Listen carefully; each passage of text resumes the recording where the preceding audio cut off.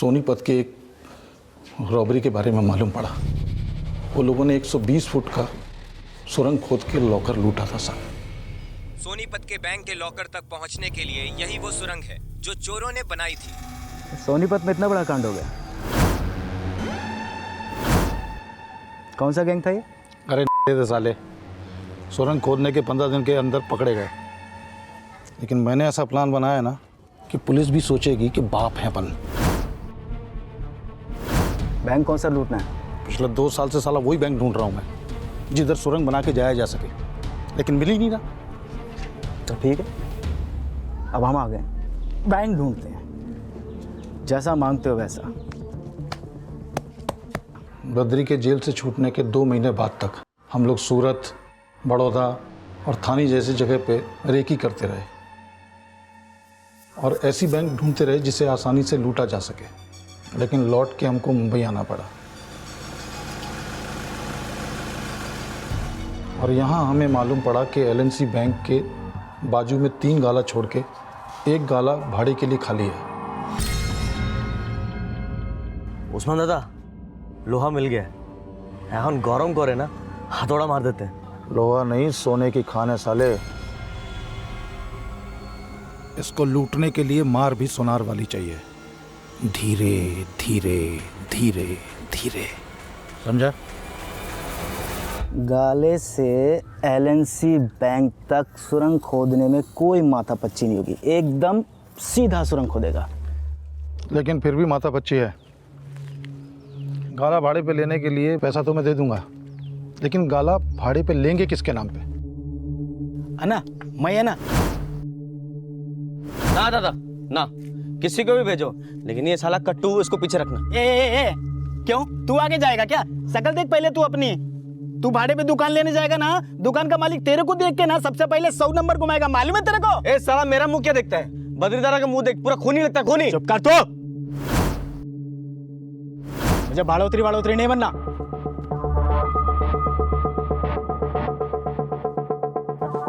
भाई आप बन सकते हो। क्या बोल रहा है तू? शक्ल से आतंकवादी लगता हूँ मैं, और ये अज्जू और मोबिन ये मटन बेचने वाले लगते हैं। हाँ तो मटन की दुकान ही खोलते हैं ना। अन्ना, अगर हम लोग में से कोई नहीं जाएगा फिर जाएगा कौन? मैं एक मारवाड़ी को जानता हूँ, सीधा साधा आदमी है दिखने में, काम में शाना है। फिलहाल वो भी जेल में। अगर आदमी काम का है तो जमानत पे बाहर निकाल लेते हैं उसको। मुझे मंजूर है, लेकिन मेरा क्रिमिनल बैकग्राउंड है, मुझे कौन देगा गाला भाड़े पे? तो उसका टेंशन मत ले, हम लोग तेरे को पूरी तरह से सफेद पोश बना डालेंगे, समझा?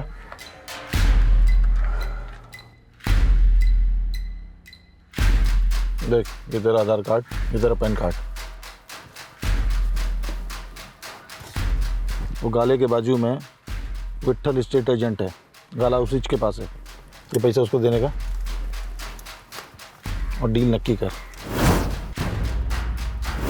ठीक है?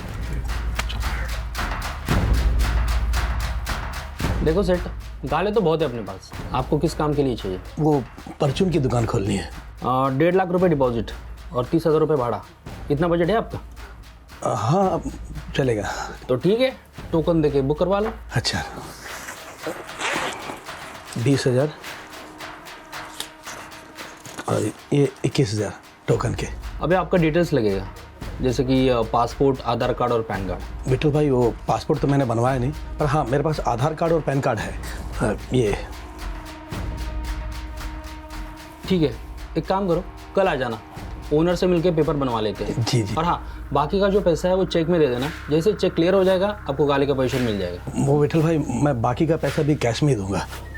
ठीक है। कन्हई ने गाले का डील फाइनल कर लिया।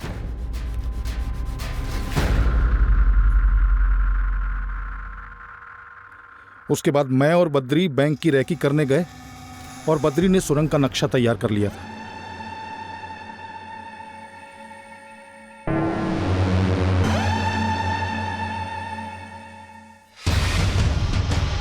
बैंक में घुसने के बाद लॉकर रूम आखिर में लेफ्ट से शुरू होता है। अब ध्यान से सुन लो सब। एंट्री से लॉकर रूम की दीवार लगभग 22 फीट है। और सभी गालों की लंबाई 30 फीट, यानी लॉकर 8 फीट में बना हुआ है। तो अब हम अपने गाले के पीछे वाले 8 फीट से सुरंग की खुदाई शुरू करेंगे और सीधा लॉकर के अंदर। आपका प्लानिंग देख के और ये नक्शा देख के मेरे को पुराना वाला पिक्चर याद आ गया ना। तेरे को पिक्चर याद आ रहा है? शांति से समझने देना। ये 8 फुट की दुकान, तो उसके बीच से खुदाई शुरू करेंगे। ये 8 फुट की दीवार के 4 फुट और ये 8 12 12 और 8 20 20 और 28 और 4 फुट इसके नीचे 32 फुट खोदनी है और विट्ठल की दुकान के नीचे से। लेकिन भाई इतनी लंबी खुदाई, वो भी विट्ठल के नाक के नीचे से? ठीक है तेरी? हाँ सही है, क्योंकि उमाकांत और विट्ठल ने आपका चेहरा नहीं देखा, लेकिन मेरी फोटो है उनके पास में। देखो भाई, खुदाई ऐसी होनी चाहिए कि किसी को कानो कान भनक नहीं होनी चाहिए। टेंशन मत ले, अपने गाले के बीच में आप पार्टीशन देंगे। बाहर दुकान चलेगी, अंदर खुदाई चलेगी। किंतु दादा ये तो खुदाई के लिए जो खर्चा आएगा उसके लिए एक और बैंक लूटना पड़ेगा। ये काम होने से पहले कोई लफड़ा नहीं चाहिए मेरे को। खुदाई का, गाले का जितना भी खर्चा रहेगा ना मैं दूंगा, लेकिन लूट के बाद वो खर्चा निकालने के बाद ही सबका हिस्सा होगा। ठीक है? ठीक है। भवानी स्टोर खोलने के लिए मैंने 8.5 लाख रुपए खर्चा किया। पूरा प्लान तैयार था, लेकिन अभी भी हम लोगों को खुदाई के लिए मजदूरों की ज़रूरत थी जिन पे हम भरोसा कर सकें। इस बार फिर से बद्री ने अपना सिक्का जमाया। मेरे गांव में है ऐसे लोग जो मजदूरी करते हैं और 2 वक्त की रोटी के लिए तरस हैं। आप कहो तो मैं बात करता हूँ। इतना बड़ा लालच देके उनका ईमान तक खरीद सकता हूँ। इसी वास्ते तो तेरा 2 साल तक बाहर आने का इंतज़ार किया मैंने। बुला ले उनको, लेकिन प्लान लीक नहीं होना चाहिए। उसकी टेंशन मत लो आप। बुला ले। वो लोग को यूपी से बुलाने के बाद हम लोगों ने मलाड के एक फ्लैट में रख दिया था, लेकिन सब कुछ जानने के बाद उन्होंने काम करने से मना कर दिया। ये कहाँ फंसा रहे हो बद्री भाई? आप बैंक लूटने के लिए सुरंग खुदवा रहे हो उनसे? क्या क्या बोल रहा है बद्री? तूने बताया नहीं इसको क्या करने का क्या नहीं करने का? भाई मैं बात करता हूँ। देख ललन,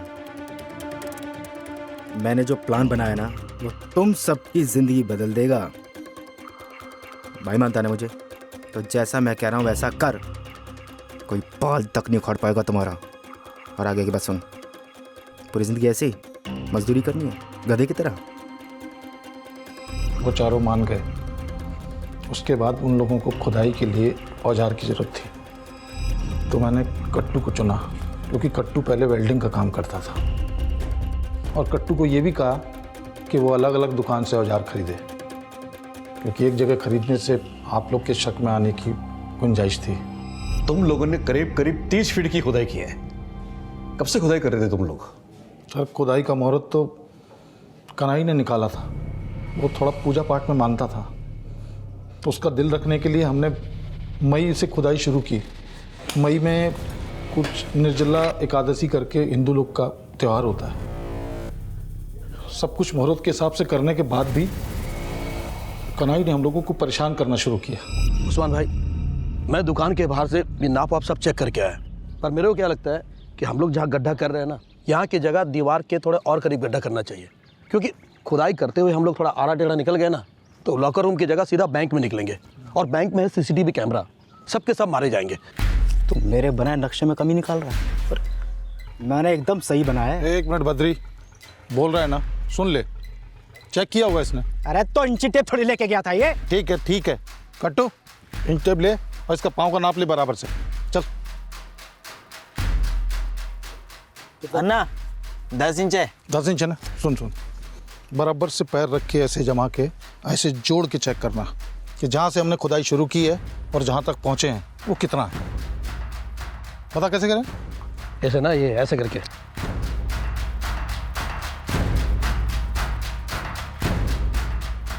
हम लोग को कुछ समझ नहीं आ रहा था कि सही जा रहे हैं कि गलत, लेकिन फिर एक दिन किस्मत ने साथ दिया और बैंक वालों ने खुद कनाई को अपने बैंक की सालगिरह पे इनवाइट किया। सालगिरह वाले दिन कन्हई ने बैंक में बराबर से माप लिया।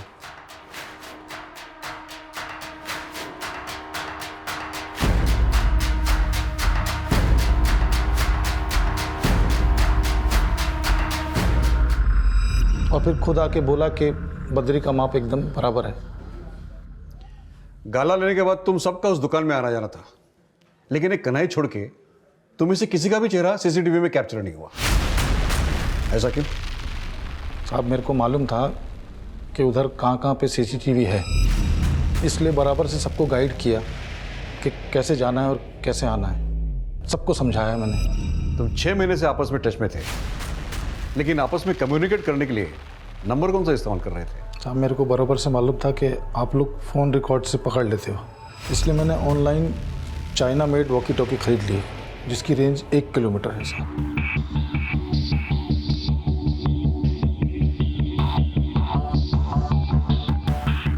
जब भी खुदाई चलती थी तो सामने पार्किंग में हमारे 2 लोग कार में वॉकी टॉकी लेके बैठते थे।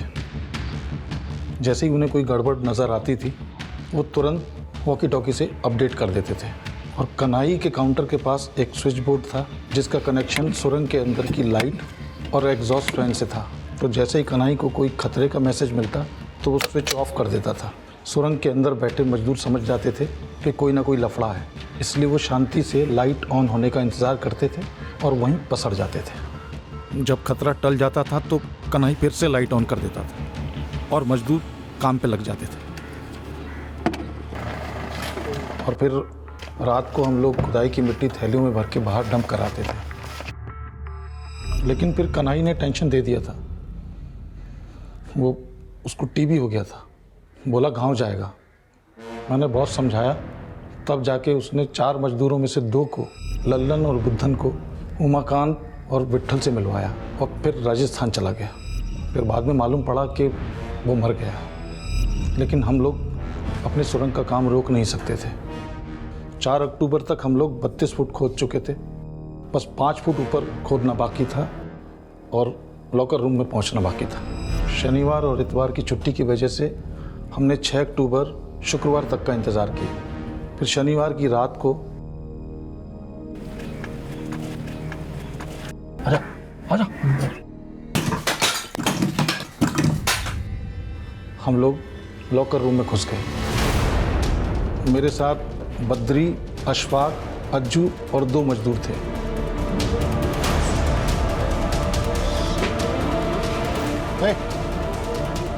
रुक अंदर चल, अंदर चल। तुम दोनों बाहर जाओ और बाहर नजर रखो, समझे? बाहर कट्टू और मोमिन थे, जो वॉकी टॉकी से हमारे टच में थे।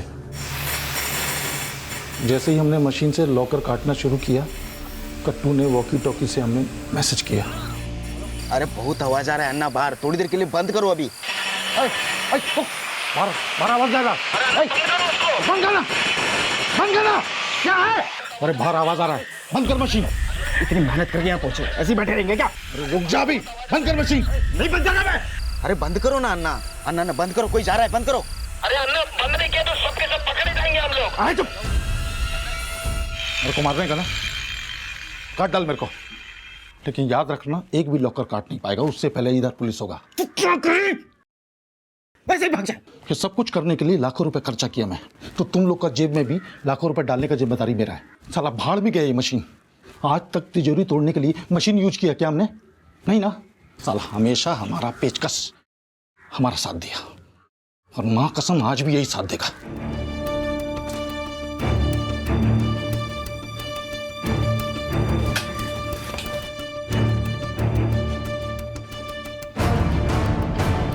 एक लॉकर को खोलने में 20 से 25 मिनट तक का टाइम लग रहा था। शुरू में हमने जितने लॉकर खोले लगभग सब खाली थे, तो मैंने आइडिया लगाया और की होल से तार डाल के चेक किया।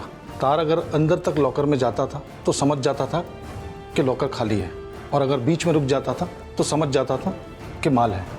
ऐसा करते करते सुबह 7 बजे तक हमने 35 लॉकर खोल डाले थे साहब। कट्टू, काम हो गया, बाहर आए क्या? हाँ ना, कोई नहीं है, सब सही है। आ जाओ। चल आ रहे हैं हम लोग, चलो। ए कूद कूद कूद कूद कूद।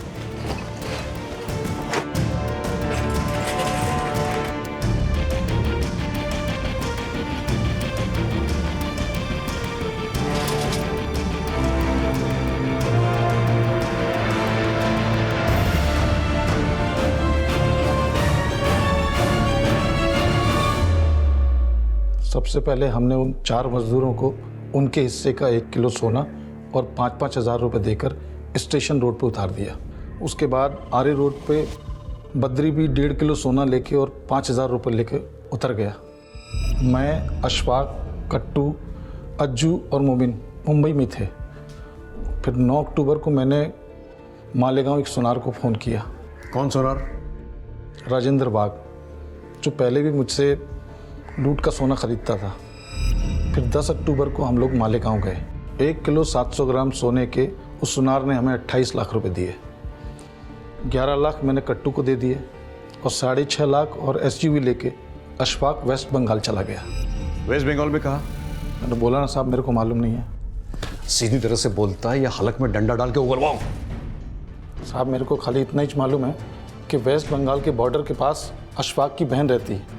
वो वहाँ से बांग्लादेश भागने वाला था साहब। और वो बद्री कहाँ है? वो अपने गांव इलाहाबाद गया होगा साहब। और वो 4 मजदूर भी आसपास के गांव की थी।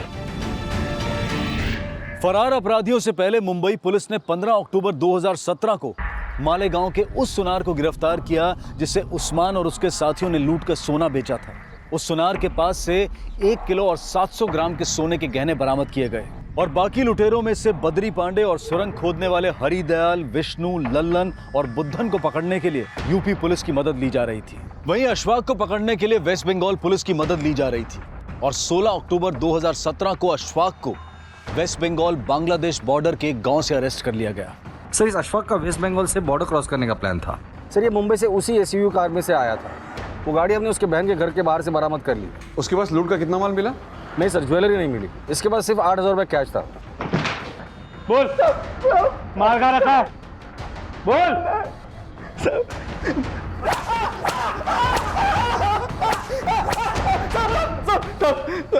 मुंबई पहुंचे। मुंबई में है सब, मुंबई में है। मुंबई में कहा? टॉपिल सर, मेरी सास के घर पे।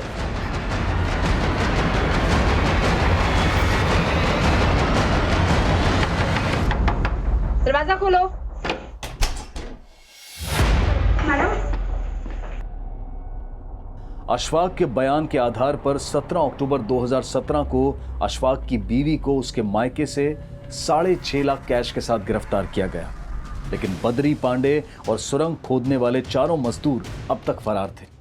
पर 19 अक्टूबर 2017 को सुरंग खोदने वाले 2 मजदूर हरिदयाल और बुद्धन को इलाहाबाद रेलवे स्टेशन के पास से गिरफ्तार कर लिया गया और उनके पास से भी कैश और लूट के गहने बरामद किए गए। बैंक वालों के मुताबिक तुम लोगों ने 3 करोड़ 43 लाख रुपए लूटे। अब तूने जीसस को जितना भी बांटा है, तुम्हारे हिसाब से, तुम्हारी बात मान के चले तो भी 2 करोड़ गायब है। अब सच सच बता, तूने कितना माल अंदर किया है और वो बद्री और मजदूर कहाँ है? मैंने आपको बोला ना साहब, मेरे को बद्री और मजदूर के बारे में कुछ मालूम ही नहीं है। और वो माल, वो कहाँ है?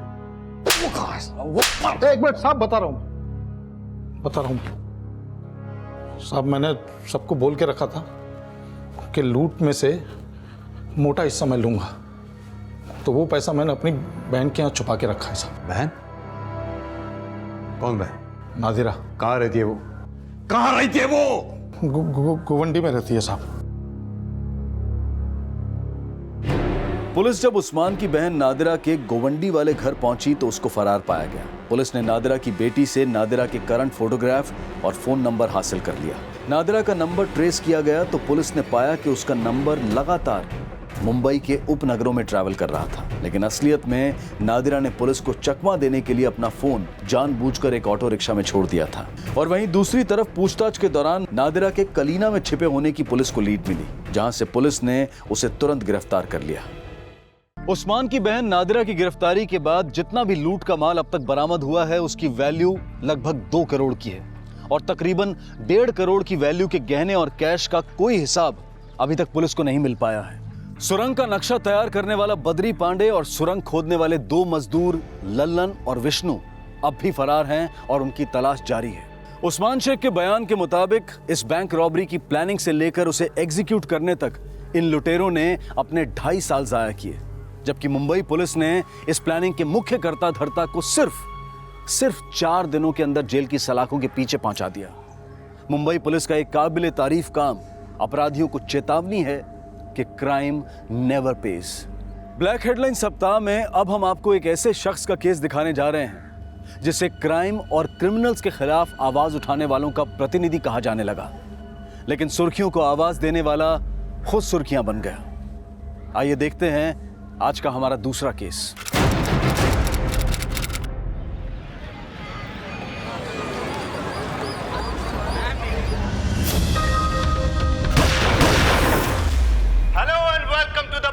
Once again most wanted Delhi के हमारे स्टूडियोज में आप सभी हजरात का खैर मकदम करता है। I am Suhel Shamsi, your host. A very warm welcome to you. आप इस चेहरे को पहचान लीजिए। इस शख्स का नाम है मुस्तफा जहांगीर। मुस्तफा जहांगीर उत्तर प्रदेश का एक कुख्यात अपराधी है और उत्तर प्रदेश की पुलिस को बहुत ही लंबे वक्फे से इसकी तलाश है। मुस्तफा जहांगीर, हम जानते हैं कि तुम रूप बदलने में माहिर हो, लेकिन मोस्ट वांटेड देखने वाले करोड़ों लोगों की निगाहों से अब तुम बच नहीं सकते। मुस्तफा जहांगीर, हम जानते हैं कि इस एपिसोड के रिलीज होने के बाद से तुम्हारे जहन पेशतर है, होश फाख्ता है, और इस कैफियत में जरूरी है कि तुम अपनी अक्ल का इस्तेमाल करो और अपने आप को पुलिस के हवाले कर दो, सरेंडर कर दो।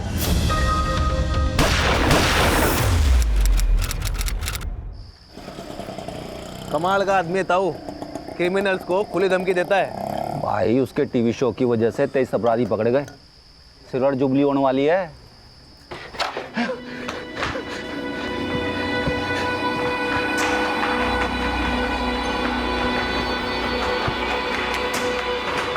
किसी ने सोचा भी नहीं होगा सुहेल शम्सी का टीवी प्रोग्राम इतना कारगर सिद्ध होगा कि अपराधी खुद ही सरेंडर करने लगेंगे। कुछ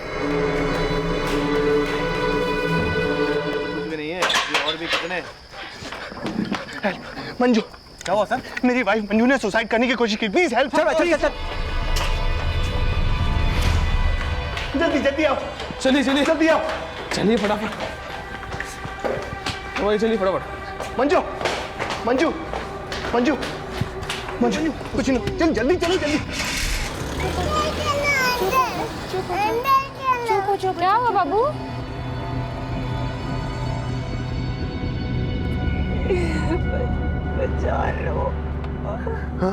हाँ मंजू, हाँ मंजू, हाँ मंजू, मैं हूँ ना। हम बस पहुँचने वाले, हॉस्पिटल पहुँचने वाले। हाँ भाई साहब, ये सीधा रास्ता ले लीजिए, यहाँ से जल्दी पहुँचेंगे। कम ऑन, सीधा सीधा। हाँ सर।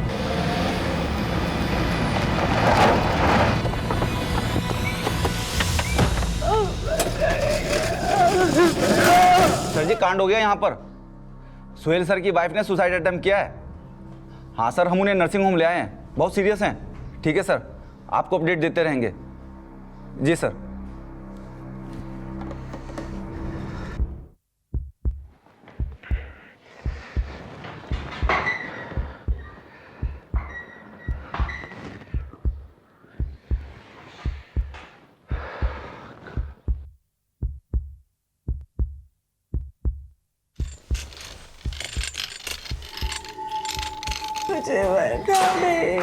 मंजू, डॉक्टर साहब, मंजू ठीक है ना? देखिए, ब्लड फ्लो को रिड्यूस करने के लिए हमने बैंडेज कर दिया है। अच्छा। इससे ज़्यादा हम कुछ कर नहीं पाएंगे। आप एक काम कीजिए, आप इन्हें अच्छे से अच्छे हॉस्पिटल में ले जाइए। इनके पास वक्त बहुत कम है। Please hurry up. या प्लीज़ हरी अप सर। किसने बनाया तुझे डॉक्टर? किसने बनाया डॉक्टर? अगर पेशेंट का इलाज नहीं कर सकते हो तो हॉस्पिटल खोल के क्यों रखा है? सेवर, वरना तेरा हॉस्पिटल बंद करा दूंगा मैं आज। अरे sir, please try to understand sir. इस तरह के क्रिटिकल केस को हैंडल करने के लिए हमारे पास फैसिलिटी नहीं है सर। तो डिग्री कहाँ से ली तूने? अरे कहाँ से डिग्री ली? ठीक कर मेरी पत्नी को।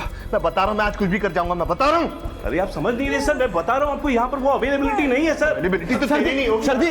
सर जी छोड़ो इसको, हम मैडम को मेडिकल कॉलेज लेके चलते। अरे धूमल, मेडिकल कॉलेज जाने में आधा घंटा लग जाएगा। अब समझने की कोशिश कीजिए। We don't have that facility. अब प्लीज समझाइए नहीं हो। जी गोली मारो अस्पताल को, मेडिकल कॉलेज चलते हैं। मेडिकल सही कह रहे सर। सर चलिए सर।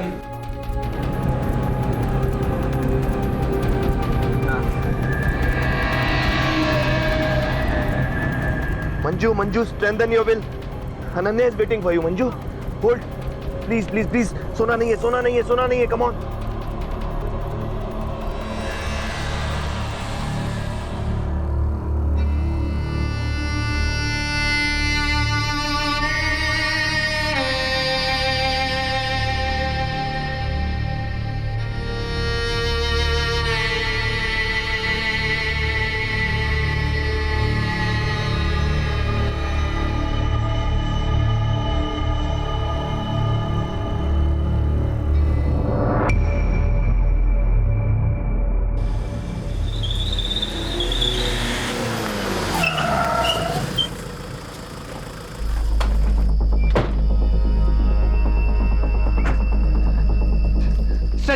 करना। निकालो। सिस्टर, इमरजेंसी वार्ड जल्दी तैयार करो। Move fast. डॉक्टर देखिए मेरी बीवी को क्या। I am sorry, she is no मोर।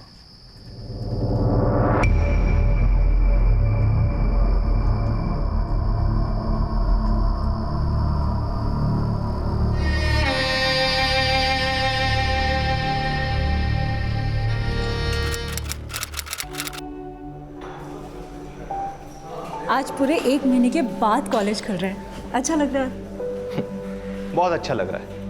इस नए बिल के चक्कर में देश जलकर खाक हो रहा है। पढ़ाई ठप, काम ठप। पता है, जीडीपी अभी तक के सबसे निचले स्तर पर है। सरकार गिरने को है। देश पर फिर से चुनाव का बोझ। बहुत अच्छा लग रहा है। देश की चिंता बाद में कर लेंगे, पहले ये बताओ तुमने अपने पेरेंट्स से हमारी शादी की बात की? नहीं, डर लगता है कहीं सरकार की तरह हमारा गठबंधन। ये जोड़ दौड़ की सरकार नहीं है, हमारे प्यार का बंधन है। और शादी हमारा चुनाव, इसलिए हमारे पेरेंट्स को हमारे फेवर में वोट डालने ही पड़ेंगे। तुमने ये कैसे सोच लिया कि हम किसी गैर मजहबी लड़की के साथ तुम्हें निकाह करने की इजाजत देंगे? अबू, हिंदुस्तान सेक्युलर नेशन है और हमारा संविधान मुझे खुद अपना हमसफर चुनने का हक देता है। अबू, निकाह तो मैं मंजू से ही करूंगा। मैं शादी करूंगी तो सोहेल के साथ ही करूंगी, नहीं तो क्या? बोल। अरे चुप क्यों हो गई? देख मंजू, आज तक के तेरी हर जिद पूरी की, लेकिन किसी दूसरे धर्म के लड़के के साथ तुझे कभी शादी नहीं करने दूंगी। शादी तो हम करके रहेंगे, बस एक बार यूके का वीजा लग जाए। यूके का वीजा? क्यों? हाँ, मैंने प्रवीण भैया से बात की थी, हमारे रिश्ते को लेकर खुश हैं। कह रहे थे मैनचेस्टर आ जाओ, शादी करा दूंगा। रियली? सुहेल और मंजू की प्रेम कहानी जल्द ही प्रेम विवाह में बदल गई। 1993 में दोनों ने यूके जाकर मंजू के भाई प्रवीण की मदद से शादी कर ली और फिर 1994 में दोनों इंडिया वापस आ गए।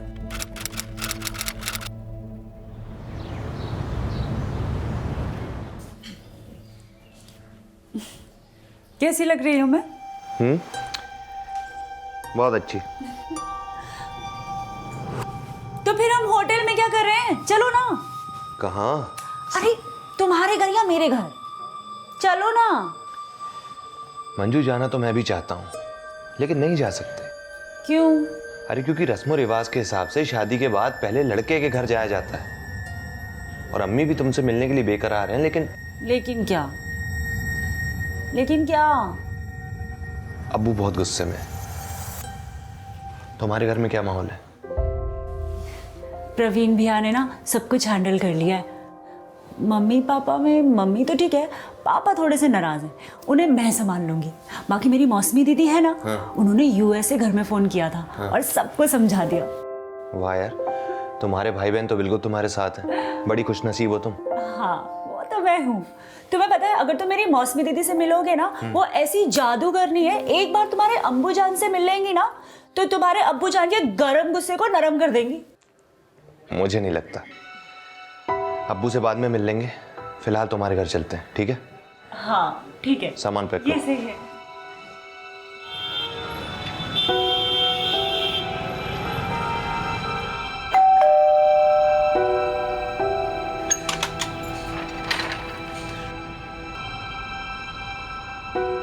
वहीं रुको।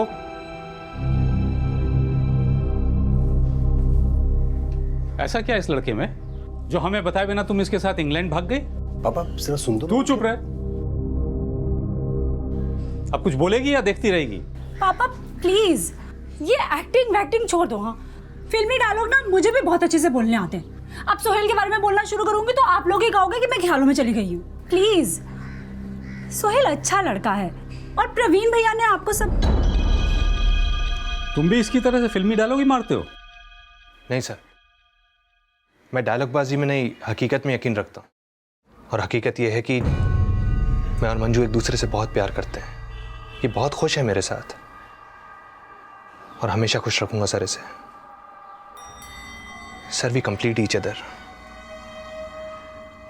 इससे ज्यादा मेरे पास कहने के लिए कुछ और नहीं है सर। गुड। अच्छा लगा तुमसे मिलके। पापा, आपने तो डरा ही दिया था सच्ची। तुम दोनों के प्यार ने आखिरकार हमें झुका ही दिया। खुश रहो। I am happy for both of you. आप लोगों को होना चाहिए था, पता है वहाँ बहुत सुंदर है पापा। एक फैमिली फोटो जाए। स्माइल।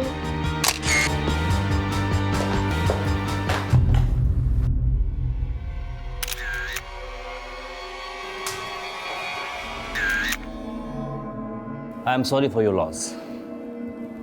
सोहेल जी, मुझे आपका स्टेटमेंट लेना होगा, प्लीज डोंट माइंड। कैसे हुआ ये सब?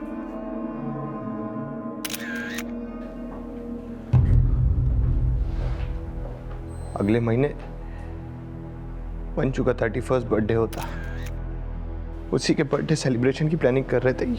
यहाँ बैठी थी वो, लेकिन मेरे दिमाग में भाटिया सुसाइडल केस चल रहा था, जिस पर मैं अगला एपिसोड बनाने वाला था। उसी के पेपर्स चेक कर रहा था बस।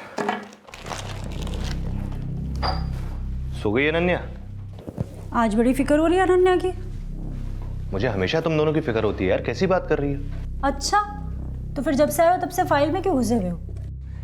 मंजू यार, फिर से शुरू मत करो प्लीज। मैं शुरू कर रही हूँ? मैं शुरू कर रही हूँ सोहेल? हाँ, तुम्हें बड़ा ख्याल रहता है ना सब चीजों का। फिर तो तुमने डिसाइड कर लिया होगा कि मेरा बर्थडे कहाँ मनाना है, यहाँ या बैंक्वेट में, है ना? यार मंजू, कहीं पे भी बना लेंगे, क्या फर्क पड़ता है? अभी मैं कुछ जरूरी काम कर रहा हूँ, इसके बारे में बाद में बात कर सकते हैं ना, प्लीज। सोहेल, तुम्हें मेरा बर्थडे मनाना ही नहीं है, तुम्हें सिर्फ और सिर्फ अपने काम की फिक्र है बस। मंजू, मैं सिर्फ इतना कहना चाहता हूँ कि मैं भाटिया सुसाइडल केस पे एपिसोड बना रहा हूँ अभी, जो तुम्हारे बर्थडे से पहले टेलीकास्ट होगा, दैट्स इट। यार, कभी भाटिया कभी मुस्तफा, हमारे बीच में ना प्यार जैसी कोई चीज रह ही नहीं गई है सोहेल। सिर्फ ये क्राइम और क्रिमिनल। अरे भाटिया क्रिमिनल नहीं है, फैन था वो मेरा। बाहर में गया तुम्हारा भाटिया। तुम्हें अपने भाटिया के केस की पड़ी है ना, अब मैं तुम्हें दिखाती हूँ कि मेरा क्या केस बनेगा। अब मैं देखती हूँ तुम मेरा केस संभालोगे या अपने भाटिया का। हे मंजू, क्या कर रही हो? Crime case. मंजू, मेरी बात सुनो मंजू। अनन्या बेटा, आप कब जग गए बेटा? मंजू, आप तो कुछ भी नहीं है, और भी कितने। मंजू, क्या हुआ सर? मेरी वाइफ मंजू ने सुसाइड करने की कोशिश की, प्लीज हेल्प। सर,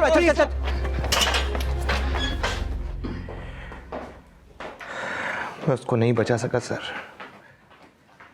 नहीं बचा सका उसको। माफ कीजिएगा सर, लेकिन मुझे हॉस्पिटल जाना होगा, तो क्या मैं? आप जा सकते हैं, मैं कांस्टेबल को बोल दूंगा, वो आपको छोड़ देगा। Thank you. वैसे भी अभी तक मेरे हाथ कांप रहे हैं, ड्राइव नहीं कर पाऊंगा सर। सही सर।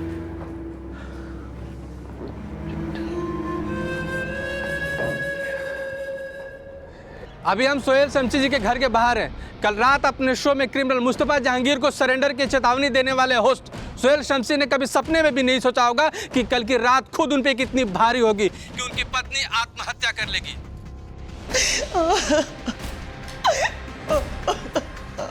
सोहेल जी, आप हमें बताइए, क्या आप अपनी पत्नी का मर्डर किया है या उन्होंने आत्महत्या किया है? सोहेल जी, आप प्लीज कुछ बताइए। आप मीडिया को बता क्यों नहीं रहे? सोहेल जी, आपकी पत्नी ने आत्महत्या किया है या आपने मर्डर किया है? सोहेल जी, प्लीज मीडिया को कुछ बताइए, जनता जानना चाहती है।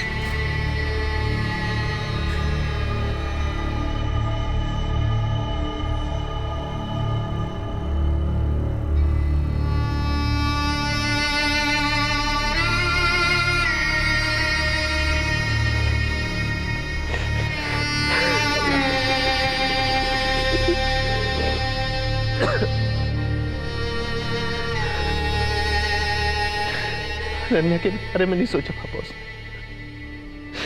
कैसे मैं इस बच्ची को उस घर में लेके जाऊंगा जहां पर नहीं, ऐसे उसकी माँ। ऐसे मत सोचो अनन्या, और तुम मेरे साथ चलो। मंजू के बाप का घर उसकी बेटी का भी है और उसके पति का भी। हाँ बेटे।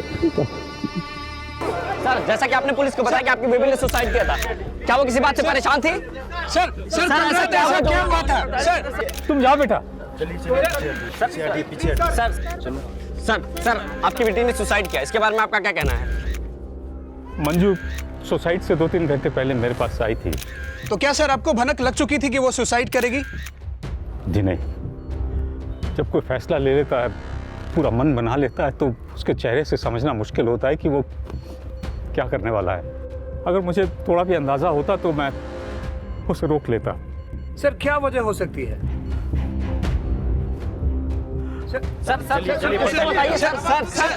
सोहेल के बाद जब मंजू के माता पिता का बयान लिया गया तो उन्होंने ये माना कि मंजू शॉर्ट टेम्पर्ड थी और गुस्से में अपना आपा खो देना उसका स्वभाव था। और मंजू के भाई प्रवीण द्वारा तो और भी चौंका देने वाला बयान सामने आया। सर मैंने मंजू को कई बार समझाने की कोशिश की कि गुस्से से कोई इश्यू सॉल्व नहीं होता है सर, लेकिन वो हर सिचुएशन को मेसी कर लिया करती थी। कुछ साल पहले भी उसने सुसाइड करने की कोशिश की थी। कब? सर ये कोई 2-3 साल पहले की बात है। प्रवीण और उसके माता पिता ने मंजू की मौत में किसी भी तरह की साजिश का संदेह नहीं जताया, लेकिन मंजू की 2 बड़ी बहनें भी थी। मंजू की मझली बहन मौसमी तब यूएसए में रह रही थी और बड़ी बहन स्नेहा दुबई में। उस हादसे के बाद बड़ी बहन स्नेहा ने फैक्स के जरिए अपना बयान पुलिस को भेजा, जिसमें उसने कहा कि मंजू की मौत में उसे किसी भी तरह के फाउल प्ले का कोई शक नहीं है, जबकि मझली बहन मौसमी द्वारा कोई प्रतिक्रिया जाहिर नहीं की गई। अब पुलिस को इंतजार था मंजू की पोस्टमार्टम रिपोर्ट का। सर, सोहेल की बीबी मंजू की पोस्टमार्टम रिपोर्ट। मंजू की बॉडी को एग्जामिन करने वाले 3 डॉक्टर्स में से 2 का मानना है कि मंजू की इंजरी सेल्फ सस्टेन्ड थी। मतलब 3 डॉक्टरों में से 2 मानते हैं कि मंजू ने आत्महत्या की है? जी सर। और मंजू की फॉरेंसिक रिपोर्ट के मुताबिक जिस चाकू से वार हुआ उस पर सोहेल के कोई भी फिंगरप्रिंट्स नहीं मिले। और जल्द ही ये मान लिया गया कि मंजू की मौत आत्महत्या थी। सोहेल शम्सी को मंजू के परिवार, अपने फैंस और शुभचिंतकों से सांत्वना हासिल हुई। सोहेल बेटा, रिपोर्ट जी।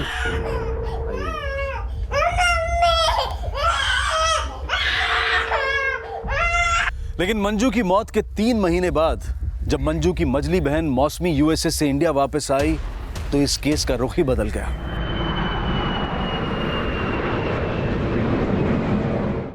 स्नेहा दी, मंजू अपनी हर बात मुझसे शेयर करती थी। अब दुबई में होते हुए भी इंडिया नहीं आ सकी और मैं यूएस से आ गई। अब उसे इंसाफ भी मैं ही दिलाऊंगी। देखो बेटा, वो देखो देखो देखो देखो देखो, ये गई, देखो ये जा।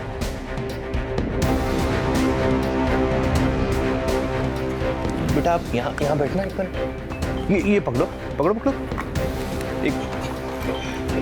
तो ऐसा बिल्कुल भी नहीं है। मेरी बहन मंजू की आत्महत्या का जिम्मेदार उसका पति सुहेल ही है। आप कहना क्या चाहते हैं? सोहेल ने अपनी बीवी को सुसाइड करने के लिए इंस्टिगेट किया? जी हाँ, इंस्टिगेट तो वो उसे बहुत पहले से कर रहा था, लेकिन उस रात मंजू ने सुसाइड नहीं की बल्कि उसका मर्डर हुआ था। आपके मुताबिक सोहेल ने अपनी पत्नी को मारा है? जी हाँ, जिस आदमी की इमेज आप लोग की नजरों में क्रिमिनल्स को पकड़वाने वाली है, एक्चुअली में वो खुद एक क्रिमिनल है। उसने अपनी वाइफ मेरी बहन मंजू का मर्डर किया है और ये बात मैं बहुत जल्दी प्रूव भी कर दूंगी। देखते ही देखते मंजू की बहन मौसमी मीडिया की सुर्खियां बन गई।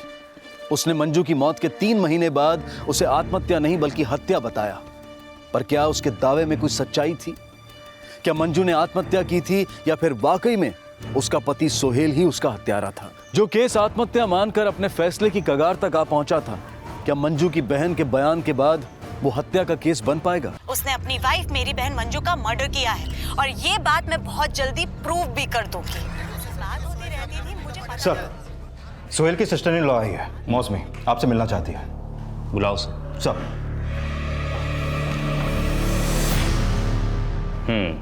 तो आप ये मानते हैं कि मंजू ने आत्महत्या नहीं की, उसका मर्डर हुआ था, यही कहने आए ना आप यहाँ? जी, मंजू का मर्डर उसके पति सुहेल ने किया है। लेकिन वो अपनी बीवी को क्यों मारेगा? वो मंजू से दहेज की डिमांड करता था। 498A का केस फाइल कीजिए उसके खिलाफ। आपका मतलब है कि जो आदमी संपन्न सक्सेसफुल टीवी होस्ट है, महीने के लाखों रुपए कमाता है, उसने अपनी बीवी को दहेज के लिए मार दिया? लालची आदमी का पेट करोड़ों कमा करके भी नहीं भरता है सर। मैंने खुद उसे 10-10, 20-20 हज़ार डॉलर कई बार दिए हैं और जो घर उसने अपने नाम कर रखा है उसको खरीदने के भी पैसे मैंने ही उसे दिए थे। सोहेल ने आपसे दहेज मांगा और आपने उसे पैसे दिए, इसका कोई सबूत है आपके पास? सर, प्रूफ तो नहीं है मेरे पास, लेकिन मैं जानती हूँ कि मेरी बहन का मर्डर उसी ने किया है। Arrest him, he is a criminal. जो आदमी एक खूंखार अपराधी को पकड़वाने के लिए अपनी जान की परवाह भी नहीं करता है, आप उससे क्रिमिनल कह रही हैं?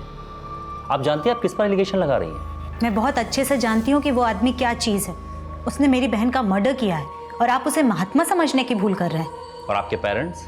आपका भाई, उन्होंने तो कोई भी इस तरह का बयान नहीं दिया। बल्कि मंजू की पोस्टमार्टम रिपोर्ट भी यही इशारा कर रही है कि मंजू ने आत्महत्या की है। मंजू की बॉडी एग्जामिन करने वाले 3 डॉक्टरों में से 2 का मानना यह है कि मंजू के जख्म सेल्फ सस्टेन्ड है, यानी कि मंजू ने खुद पर चाकू से वार किया है। और मौके वारदात पर जो में चाकू बरामद हुए हैं उसमें कहीं भी सोहेल के फिंगरप्रिंट्स नहीं है। और इस हादसे के 3 महीने बाद आप अचानक से आकर ये कहती हैं कि मंजू ने आत्महत्या नहीं की, सोहेल ने उसका मर्डर किया है, वो भी दहेज के लिए। तो ऐसे तो हम आपकी बात नहीं मान लेंगे। मंजू का पोस्टमार्टम करने वाले 3 में से 1 डॉक्टर का मानना तो ये भी है कि मंजू के जख्म सेल्फ सस्टेन नहीं थे। और अगर ऐसा है तो 33.33% चांसेस है कि मंजू का मर्डर हुआ है। और रही बात मेरे पेरेंट्स और भाई की, तो सोहेल ने उन्हें शीशे में उतार रखा है, लेकिन मैं उसे आईना दिखाने आई हूँ। मुझे पता है कि उसने मेरी बहन का मर्डर किया है। I am sure about it and I will convince you for this.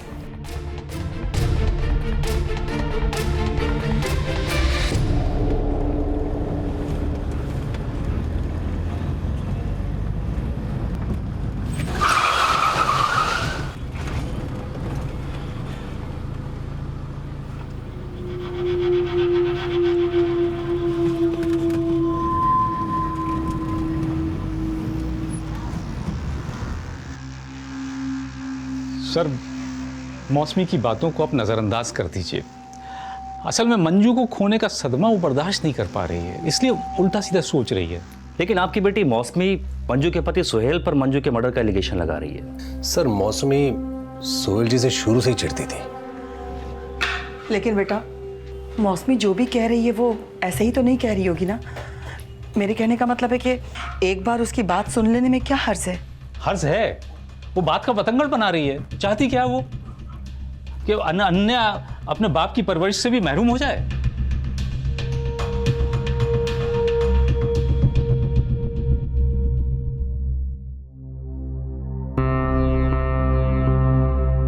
Yadav, तुझे पता है जो शो मैं होस्ट करता हूं उसका आइडिया मैंने और मंजू ने मिलकर सोचा था। मंजू नंदी वाली फाइल बनाने बोली थी मैंने तुम्हें। ये तो रही सोहेल। रेडी हो गई है? हाँ। हाँ? क्या हुआ? मंजू, क्या लगता है तुमको हम अपने मोस्ट वांटेड मिशन में सक्सेसफुल तो हो जाएंगे ना? सोहेल, जिन कामों को अच्छी नीयत से किया जाता है ना, उनमें सक्सेस जरूर मिलती है। अच्छा। मंजू, रेडी रेडी रेडी, बस बहुत हो गया। चलो अब कॉफी पियो, उसके बाद एक रिहर्सल करते। Come on. सोहेल, मुझसे नहीं होगा ये। तुमने लिखा है तुम करो ना, तुम ज्यादा अच्छे से कर पाओगे। तुम मुझसे ज्यादा अच्छे से कर पाओगे। अरे थोड़ा मुश्किल है, मुझसे कुछ मुश्किल नहीं। तुम यहाँ पर आओ, इसको रख दो। अच्छा, एक सेकंड, वो हो गया। Just be confident, okay? अच्छा, आई विल ट्राई। ठीक है, good. Okay, rolling and action. Hindustan के सबसे हैरत अंगेज शो मोस्ट वांटेड में मैं मंजू शामसी आपका खैर मकदम करती हूँ। इस शो के जरिए हम आपके साथ उन वांटेड क्रिमिनल्स की तलाश करेंगे जिन्हें हिंदुस्तान के तमाम राज्यों की पुलिस ढूंढ रही है। इस शो के पायलट में मंजू ने एंकरिंग की थी। सच में सर? ये तो मुझे भी नहीं पता था। पता तो मुझे भी नहीं था कि एक दिन मैं उसकी जगह ले लूंगा। सर, छोटा मुंह बड़ी बात, पर ऊपर वाला सबकी जिंदगी पहले ही मुकर्रर कर देता है।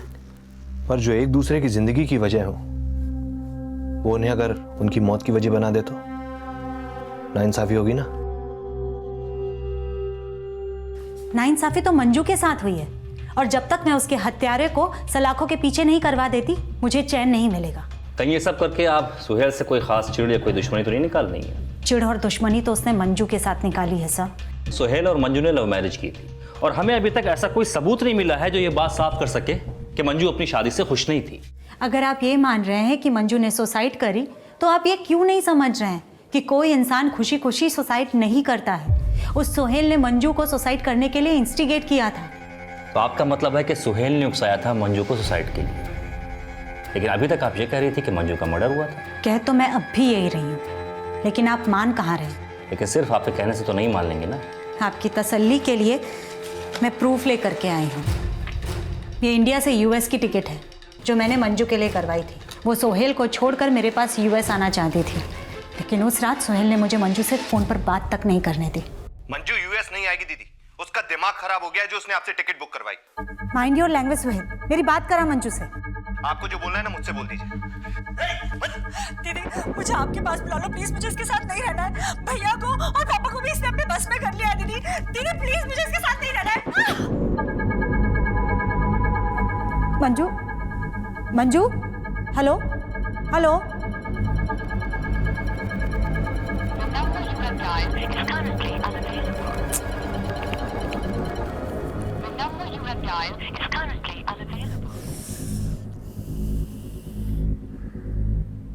मैंने कई बार फोन ट्राई किया लेकिन फोन नहीं लगा, और उस रात जब मुझे मंजू की सुसाइड की न्यूज़ मिली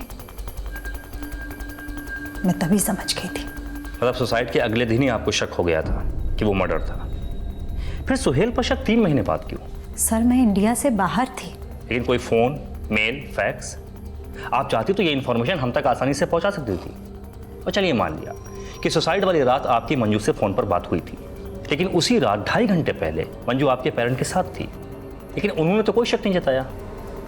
तो आप कहना चाहते हैं कि मैं झूठ बोल रही हूँ? ठीक है, हम आपकी तसल्ली के लिए आपके साथ आपके पेरेंट्स से एक बार फिर पूछताछ करते हैं। अगर उन्हें आपने कन्विंस कर लिया तो ये फ्लाइट की टिकट क्या, जो सबूत होंगे वो हम खुद ढूंढ लेंगे। सर मंजू जब तक यहाँ थी ना तो उसने हमें अपने यूएस जाने के बारे में कभी कुछ बताया, और ना ही उसे देख के हमें कभी ऐसा लगा कि वो इतना बड़ा स्टेप ले लेगी। वही तो मैं आपको समझाना चाहती हूँ कि उसने सुसाइड नहीं किया, उसका मर्डर किया है सोहेल ने। मूड स्विंग्स होते थे मंजू को, आपको पता है? एक बार पहले भी उसने पहले भी उसने सोहेल से तंग आकर सुसाइड करने की कोशिश की थी, लेकिन इस बार उसका मर्डर हुआ है, सोहेल ने किया है। और इस बात की भनक मुझे तभी लग गई थी जब सोहेल ने मेरा फोन कट किया था। अरे हमें यहाँ बैठे भनक तक नहीं लगी और तुझे वहाँ हजारों किलोमीटर दूर बैठे पता भी चल गया कि मंजू का मर्डर हुआ है। क्यों तिल का ताड़ बना रही है? मैं तिल का ताड़ नहीं बना रही हूँ, बल्कि आप तूफान को हवा का झोंका समझ रहे हैं। मंजू की आत्मा कोस रही है आप सबको, और आप लोगों के कानों पे जू तक नहीं रेंग रही। आप ना पुलिस का टाइम वेस्ट कर रही हैं। आप एक काम करिए, आप वापस यूएस जाइए। यूएस नहीं जाऊंगी, कोर्ट जाऊंगी, वो भी सुहेल के खिलाफ। सर सुहेल ने इन लोगों की आंखों पर अपनी झूठी अच्छाई की पट्टी बांध रखी है। मैं कह रही हूँ ना, वो मेरी बहन का हत्यारा है तो है। सर आप मेरी एफआईआर लिखिए और उसे अरेस्ट कीजिए। अरे कोई अरेस्ट वेस्ट नहीं होगा और ना कोई केस करेगा। माँ कोई मेरी बात माने या ना माने, लेकिन आपको मेरी बात सुननी ही पड़ेगी। हालांकि मौसमी के घर वाले उसका भरोसा नहीं कर रहे थे, पर उसके आरोप मीडिया की सुर्खियां बटोर रहे थे और मीडिया सुहेल से सफाई मांग रही थी। सर आप पे जो आरोप लगाए गए उसके बारे में क्या कहना चाहेंगे? देखिए, मेरी सिस्टर इन लॉ ने जो भी आरोप मुझ पर लगाए हैं वो सब बेबुनियाद हैं। मैंने और मंजू ने लव मैरिज की थी, और शादी से लेकर लास्ट ईयर वसंत विहार के घर खरीदने तक सारा खर्चा मैंने बियर किया है। हम उस घर में उस हादसे से 2 महीना पहले शिफ्ट हुए थे। इनफैक्ट नए घर का सारा इंटीरियर मंजू ने अपनी पसंद से करवाया था, और उनकी बड़ी बहन बोल रही हैं कि मैंने दहेज के नाम पे पैसे मांगे। झूठ बोल रही हैं वो। लेकिन वो झूठ क्यों बोलेंगी? पता नहीं, शायद घर में उनको किसी बात की तवज्जो नहीं मिली, इसलिए। उनके पति की मौत के बाद से यूएस में अकेली पड़ गई थी वो, और अपने अकेलेपन को दूर करने के लिए वो मेरी पत्नी को इंस्टिगेट कर रही थी मुझे छोड़ने के लिए, और अब मुझे तंग करने के लिए ये सब मनगढ़ंत कहानियां बना रही हैं। लेकिन उन्होंने सुसाइड तो किया है, इसका मतलब ये निकलता है कि वो आपके साथ खुश नहीं थी। इसके बारे में क्या कहना चाहेंगे आप? देखिए, मैं मानता हूँ कि मेरी नाकामी है कि मैं उसे ये स्टेप लेने से रोक नहीं पाया, लेकिन उनकी बहन ने उनको इतना नेगेटिव बना दिया था कि वो गुस्से में आपा खो बैठी और ये स्टेप उठा बैठी। लेकिन उनकी बहन का मेन मकसद ये है कि वो मेरी बेटी अनन्या की कस्टडी चाहती हैं। Thank you. बेचारे के पीछे पड़ गए हैं सबके सब। कम वक्त को समझाया था मैंने कि गैर मजहबी लोगों से ताल्लुकात मत बना, लेकिन नहीं, अपने हाथों से आफत को दावत दिया है इसने। अनन्या बेटा, अनन्या। सोहेल बेटा एक बार और सोच लेते। सोच लिया पापा। तो मैं सामान रखा था। प्रवीण भाई प्लीज जाने दीजिए। यकीन मानिए, मुझे आप लोगों से कोई शिकायत नहीं है, बस मौसमी दी। मेरा यहाँ रहना ठीक नहीं है पापा।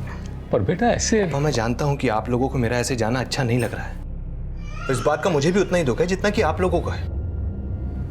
मैं सिर्फ अनन्या की खुशी के लिए यहाँ पर रह रहा था, लेकिन अब बेहतरी इसी में है कि हम दोनों यहाँ से चले जाएं। पापा, अनन्या। हाँ बेटा, मम्मी के पास जाएंगे बेटा, मम्मी के पास। मौसमी दीदी को इतना जरूर समझा देना पापा कि वो अनन्या को मुझसे दूर नहीं कर पाएगी।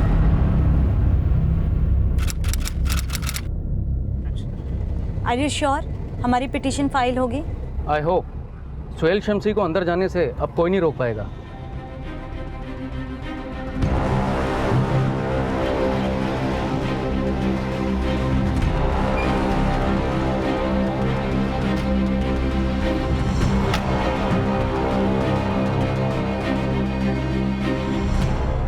एक्चुअली सर, मंजू शमसी की सिस्टर मौसमी जी ने अपना कंसर्न बसंत बिहार पुलिस से शेयर किया था, लेकिन उन्होंने इनके एलिगेशन को सीरियसली नहीं लिया।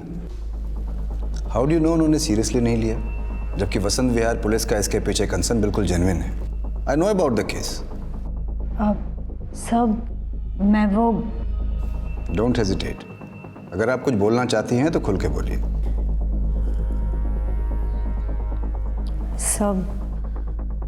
सब मैं मानती हूँ कि मंजू ने लव मैरिज की थी, मगर शादी के बाद से ही दोनों का रिश्ता लगातार बिगड़ता जा रहा था। शादी के 2 साल बाद से ही सुहेल ने अपने रंग भी दिखाने शुरू कर दिए थे। वो मंजू को मेंटली और फिजिकली टॉर्चर करता था। मैं यूएस में थी और मंजू यहाँ अकेली पड़ती जा रही थी। दीदी, अब तो वो मुझ पे हाथ भी उठाने लग गया है। दीदी, तुम सही बोलती थी, मैं ही उसे परख नहीं पाई, मैं ही समझ नहीं पाई उसे। मंजू, तू बिल्कुल भी घबरा मत, मैं जल्द से जल्द इंडिया आती हूँ। नहीं, आप बताओ, मुझे वहाँ बुला लो। मुझे नहीं रहना है सोहेल के साथ यहाँ।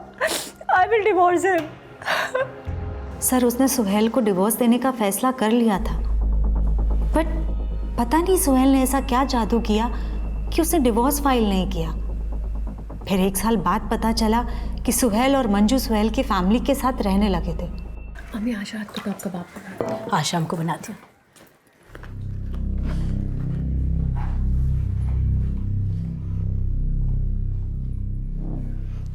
क्या है ये? हाँ, अरे अब घर की बहू है वो, कोई तौर तरीके सिखाओ घर के उसको। ऐसे खुले सर कोई बाहर जाता है क्या? अब्बू, भाभी जान को हम ही पसंद नहीं तो हमारे तौर तरीके कहाँ से पसंद आएंगे? ऐसा मैं नहीं, भाभी कह रही थी सोहेल भाई जान से। अच्छा रुखसाना, इसका मतलब तुम भैया भाभी की बातें छुप छुप के सुनती हो? बहू, अगर ऐसे तेवर तुम दिखाओगी ना तो खुश नहीं रह पाओगी यहाँ पर। जी बिल्कुल सही कहा आपने, मैं यहाँ पे बिल्कुल खुश नहीं हूँ। पता नहीं सुहेल मुझे यहाँ क्यों लेकर आ गया है। सुहेल हमारा बेटा है और उसे इतनी आसानी से नहीं छीनने देंगे तुम्हें हम लोग। आप गलत समझ रही हैं मुझे, मेरे कहने का मतलब वो नहीं था। आप सुहेल, प्लीज तुम कुछ बोलो ना, कुछ समझाओ ना। सर, सुहेल अपनी फैमिली की जातियाँ देख करके भी अनदेखा कर रहा था। मंजू यहाँ जो कुछ भी सह रही थी वो मुझे बर्दाश्त नहीं हो रहा था। मैं जब इसी सिलसिले में बात करने के लिए इंडिया आई तो वो उल्टा मंजू को ही ब्लेम कर रहा था। मंजू को तो राई का पहाड़ बनाने की आदत है पापा, आप जानते हैं। ये समझने को राजी नहीं कि मेरी अपनी फैमिली के लिए भी मेरी कुछ रिस्पॉन्सिबिलिटीज हैं। ये नहीं समझती है तो फिर मुझे भी गुस्सा आ जाता है। सिर्फ गुस्सा ही नहीं आता है, तुम हाथ भी उठाने लगे उस पे। बदले में ये भी हाथ उठाती है मुझ पर। तुम अपनी गलती छुपाने के लिए कुछ भी नहीं कह सकते हो। दीदी प्लीज। What please? मंजू को खुश रखने की रिस्पॉन्सिबिलिटी भी थी तुम्हारी, लेकिन अब ये तुम्हारे पेरेंट्स के साथ खुश नहीं है। तो ठीक है, अगर ये मेरी फैमिली के साथ रहने में खुश नहीं है तो हम दोनों अम्मी अब्बू से अलग रहना शुरू कर देंगे, ठीक है? लेकिन आप बीच में मत आइए, ये हमारे घर का मामला है, हम निपटा लेंगे। ये तुमसे डिवोर्स लेना चाहती है। अरे बस मौसमी, मंजू ने सुहेल से शादी अपनी मर्जी से की थी, तुम्हारी मर्जी से नहीं। शी नोज बेटर उसे क्या करना है क्या नहीं। सर, सुहेल ने बड़े ही चालाकी से मेरे पेरेंट्स के दिल में ये बात भर दी थी कि मैं खुद मंजू को डिवोर्स लेने के लिए इंस्टिगेट कर रही थी। वो बहुत चालाक है सर। उसने मंजू को डिवोर्स इसलिए नहीं लेने दिया क्योंकि उसकी नीयत में खोट था। सर, सोहेल ने कई बार मंजू से दहेज की मांग की। हाँ सर, मंजू अंदर ही अंदर घुटती जा रही थी। उसने ये बातें हमारे पेरेंट्स से भी शेयर नहीं की और सोहेल ने उसे पाई पाई का मोहताज कर दिया था। सोहेल के पास कोई काम नहीं है दीदी। मुझे बोलता है कि पापा से पैसे मांग लो, मना करती हूँ तो झगड़ा करता है, लड़ाई करता है। घर के खर्चे के लिए पैसे मांगती हूँ तो ताना मारता है कि मायके से पैसे ले लो। सर, मैंने खुद मंजू के अकाउंट में कई बार पैसे ट्रांसफ़र कराए, फिर अचानक से सुहेल के पास पैसा आ गया और वो अपना शो मोस्ट वांटेड बनाने लग गया। सर, उसने मंजू को अपने पास रखने के लिए उसे अपने शो का होस्ट बनाने के ड्रीम्स दिखाए। Rolling and action. हिंदुस्तान के सबसे हैरत अंगेज शो मोस्ट वांटेड में मैं मंजू शामसी आपका खैर मकदम करती हूँ। इस शो के जरिए हम आपके साथ उन वांटेड क्रिमिनल्स की तलाश करेंगे जिन्हें हिंदुस्तान के तमाम राज्यों की पुलिस ढूंढ रही है। लेकिन पायलट पास होते ही वो खुद शो की एंकरिंग करने लगा। वो बहुत ही मैनिपुलेटिव आदमी है। वो मंजू के जज्बातों के साथ सिर्फ खेल रहा था। उसका अफेयर भी हो गया था सर। बस यही कसर बाकी रह गई थी दीदी, वो भी पूरी हो गई। आई लिव्ड एवरीथिंग फॉर, और वो कैसे कर सकता है मेरे साथ ऐसा? अगर अब अकल आ गई हो तो छोड़ दो उसे, वरना वो तुम्हारे साथ साथ अनन्या की जिंदगी भी बर्बाद कर देगा। सर, मंजू सुहेल को डिवोर्स देने का मन बना चुकी थी। उस हादसे से पहले मंजू किस खौफ में थी आप इमेजिन भी नहीं कर सकते हैं। उस आदमी ने एक मासूम बच्ची को बिन माँ का कर दिया। वो आदमी खुले में सांस कैसे ले सकता है सर? मंजू और उसकी बेटी अनन्या के लिए इंसाफ कीजिए। I beg you sir. समाज और मीडिया में सोहेल की छवि अपराध और अपराधियों के खिलाफ आवाज उठाने वाले की थी, जबकि मौसमी उसके खिलाफ हत्या का केस फाइल करने में कोई कसर नहीं छोड़ रही थी। इसी दौरान सोहेल एक और विवाद में घिर गया। मामला था यूपी के नामी गैंगस्टर मुस्तफा जहांगीर के एनकाउंटर का, जिसका श्रेय सोहेल अपने आप को और अपने शो मोस्ट वांटेड को दे रहा था। दोस्तों, यही है वो शख्स मुस्तफा जहांगीर जिसके बारे में हमने आपको अपने पिछले एपिसोड में बताया था। और आज हमें यह बताते हुए बेहद खुशी हो रही है कि आपके शो मोस्ट वांटेड की एक इंफॉर्मेशन की बदौलत यूपी पुलिस ने आखिरकार मुस्तफा जहांगीर का खात्मा कर दिया है। इस मुस्तफा जहांगीर की इंफॉर्मेशन हमें अपने रिसोर्स से मिली थी, लेकिन मोस्ट वांटेड शो के होस्ट सोहेल शमसी ये दावा कर रहे हैं कि देखिए, मुस्तफा जहांगीर को पकड़ने के लिए हमारी पूरी टीम पिछले 1 साल से काम कर रही है। ये मोस्ट वांटेड शो वाले अपने शो की पब्लिसिटी के लिए कुछ भी बोल रहे हैं। कई अपराधियों को पकड़वाने का श्रेय हासिल करने वाले सोहेल शमसी की छाप अब कहीं ना कहीं ढलती जा रही थी, और तभी उसे एक और झटका लगा, क्योंकि सोहेल की बीवी मंजू की मौत अननेचुरल थी और मौत शादी के 7 साल के अंदर हुई थी। इसलिए मौसमी की अपील पर एसडीएम ने सेक्शन 176 सीआरपीसी के तहत इस मौत को संदिग्ध मानते हुए इसकी दोबारा जांच के आदेश दिए, और इस बार यह केस दिल्ली पुलिस के डीसीपी वीरेंद्र चड्ढा को सौंपा गया।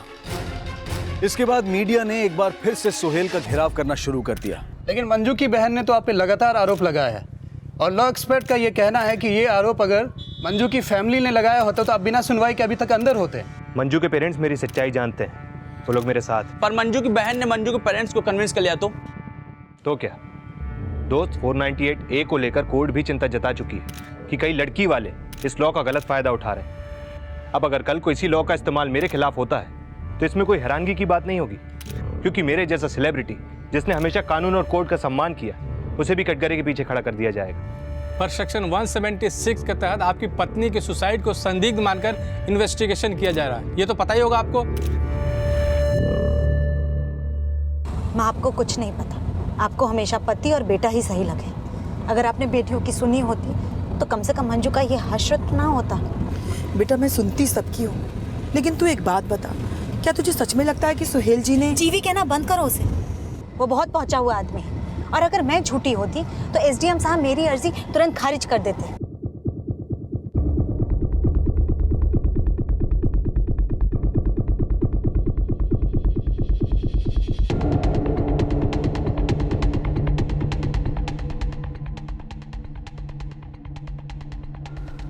ये एयर टिकट आपने मंजू के संदिग्ध मौत के 3 दिन पहले बुक कराए थे, लेकिन हमने चेक करवाया था मंजू ने यूएस वीज़ा के लिए अप्लाई नहीं किया।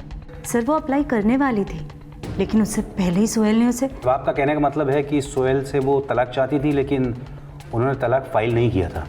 सर क्योंकि सुहेल हमेशा उसे बहला फुसला करके रोक लेता था, लेकिन सच तो ये है कि ना वो सुहेल के साथ खुश थी और ना उसकी फैमिली के साथ। इनफैक्ट जब उसे सुहेल के अफेयर के बारे में पता चला तो वो सुहेल को छोड़ने का मन बना चुकी थी। मैंने जब अगस्त 99 में उसे ईद की विश देने के लिए फ़ोन किया था तो उसने फिर से मुझसे कहा था, ईद मुबारक मंजू। आपको भी दीदी। दीदी आपको पता है मुझे आज ईदी में क्या मिला? सोहेल को उस लड़की के साथ देखा मैंने दोबारा। सर सोहेल खुद बाहर अय्याशी कर रहा था और मंजू को अपने घर की चौखट के अंदर बंद करके रखना चाहता था। मैंने मंजू से कहा था कि वो मेरे पास यूएस आ जाए, डिवोर्स की फॉर्मेलिटीज़ के लिए हम बाद में अप्लाई कर देंगे। और मैंने जब मंजू के लिए टिकट खरीदा तो मुझे लगा मंजू ने वीज़ा के लिए अप्लाई किया होगा, लेकिन उसके बाद से मेरी मंजू से कोई बात नहीं हुई।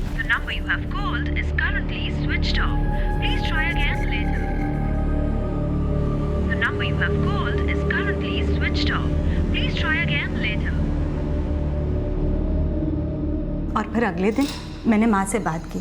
माँ से कहा कि मंजू को बोले कि वो मुझसे बात करे। अगली रात जब 12 फरवरी को मंजू का फ़ोन आया तो मैंने मौसमी का मैसेज दे दिया था उसको। तो आपको पता था कि पिछले दिनों मंजू और मौसमी में क्या क्या बातचीत हो रही थी? नहीं सर, माँ को बिल्कुल पता नहीं था कि मेरे और मंजू के बीच क्या बातें हो रही हैं। और सर 12 फरवरी को मुझे मंजू का नहीं सुहेल का कॉल आया था। मंजू यूएस नहीं आएगी दीदी, उसका दिमाग खराब हो गया है जो उसने आपसे टिकट बुक करवाई। माइंड योर लैंग्वेज सुहेल, मेरी बात करा मंजू से। और सर उसके बाद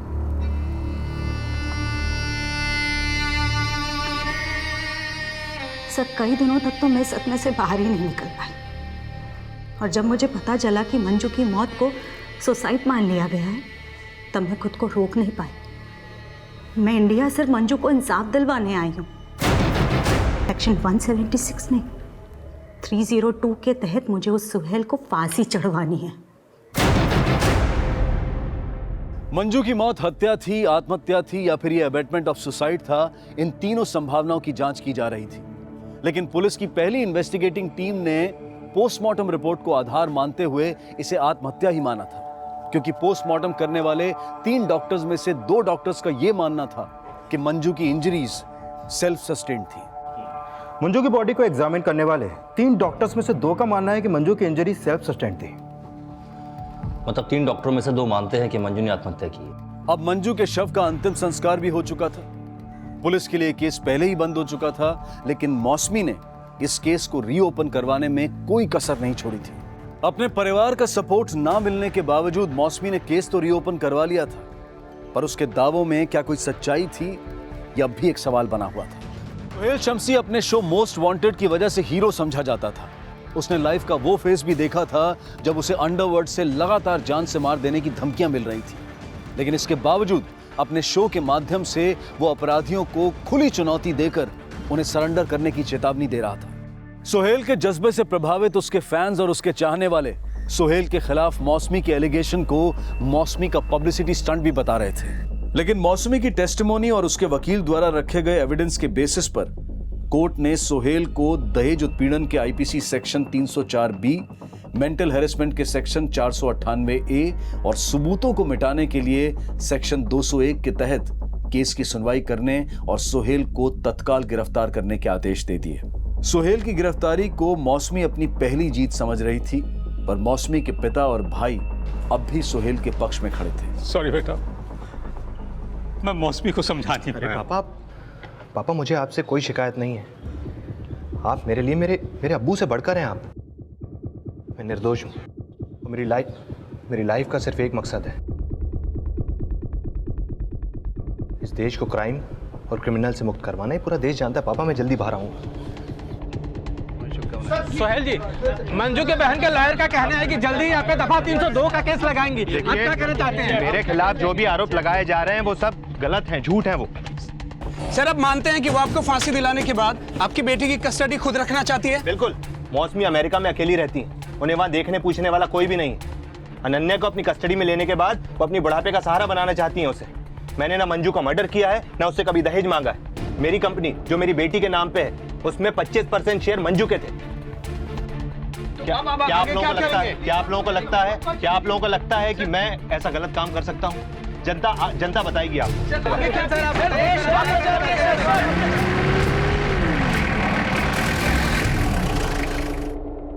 मौसमी, तो ये ठीक नहीं कर रही है। सुहेल सही कह रहा है। तो ये सब अनन्या की कस्टडी पाने के लिए कर रही है ना? मैं ये सब मंजू को इंसाफ दिलवाने के लिए कर रही हूँ पापा, और अम्मा भी मेरे साथ है। और पापा, अनन्या अब अपने माँ के हत्यारे के साथ कैसे रह सकती है? इसको पालने की जिम्मेदारी भी अब मैं ही उठाऊंगी। सुहेल के जेल जाने के बाद उसके माता पिता ने कोर्ट में पिटीशन फाइल की, जिसमें यह शक जताया कि मंजू की बहन मौसमी अनन्या को यूएसए लेकर जा सकती है। कोर्ट में सुनवाई के दौरान मौसमी ने अनन्या को अपने साथ रखने की इजाजत मांगी, लेकिन कोर्ट ने इस केस की सुनवाई तक मौसमी को अनन्या से मिलने की इजाजत तो दे दी, लेकिन उसे दिल्ली से बाहर ना ले जाने का आदेश भी सुनाया। सुहेल के वकील की लगातार कोशिशों के बाद आखिरकार जून 2001 में सुहेल को जमानत मिल गई, लेकिन सुहेल का पासपोर्ट जब्त कर लिया गया और उसे बिना कोर्ट को बताए दिल्ली से बाहर जाने की भी इजाजत नहीं थी। कोर्ट ने उसे गवाहों और सबूतों को नुकसान ना पहुंचाने का भी आदेश दिया। अनन्या, चलो बेटा घर चलो। अरे कहाँ लेके जा रहे हैं बच्ची को आप? मैं बाप हूं अनन्या का, और इसे अपने साथ रखने का हक मुझे है। मौसमी को नहीं, बता देना उसको। अरे ठीक है, जब मौसमी आएगी तब बात कर लेना, अभी आप बच्ची को नहीं ले जा सकते। हटिए आप यहाँ से। जी, ये अनन्या के पिता हैं, इनको पूरा हक है बच्ची को अपने साथ रखने का। ले चलो बेटे।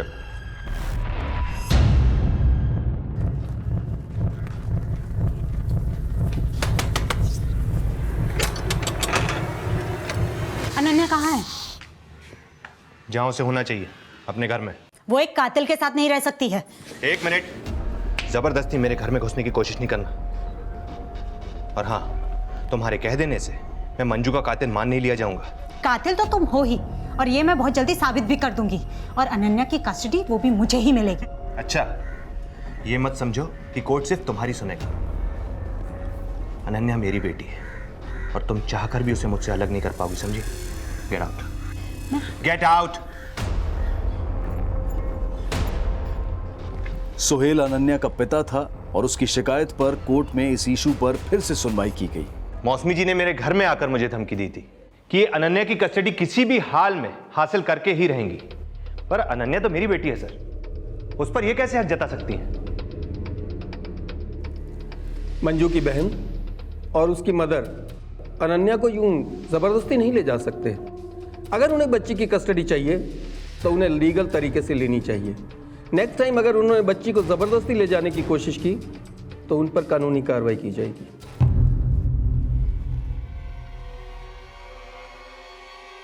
जुलाई 2001 में अदालत ने सुहेल को दिल्ली से बाहर जाने की इजाजत दे दी, लेकिन यह आदेश भी दिया कि वो कहां जा रहा है इसकी सूचना उसे यात्रा के 2 दिन पहले पुलिस को देनी होगी। पिछले 2 जजमेंट सुहेल का हौसला बढ़ा रहे थे और मौसमी की अपील को कोर्ट लगातार खारिज कर रहा था। जमानत मिलने के बाद से सुहेल ने अपने मीडिया करियर को फिर से नई ऊंचाइयों पर ले जाने की भागदौड़ शुरू कर दी।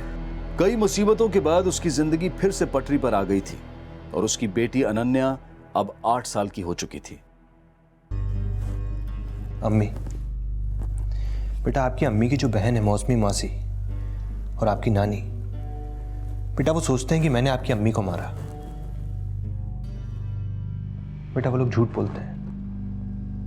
क्या आपको ऐसा लगता है कि मैं आपकी अम्मी को मारूंगा? मैं नहीं ना बेटा, आपकी मौसी और नानी हमसे नफरत करते हैं और वो आपको मुझसे अलग करना चाहते हैं।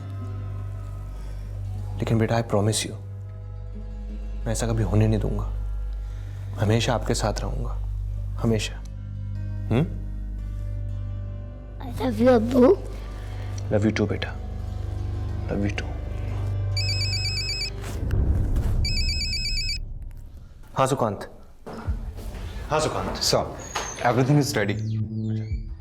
डर तो नहीं लग रहा है? आपका जज्बा देकर डरना छोड़ दिया हमने। आपने भी? Come on, let's do it. Yes.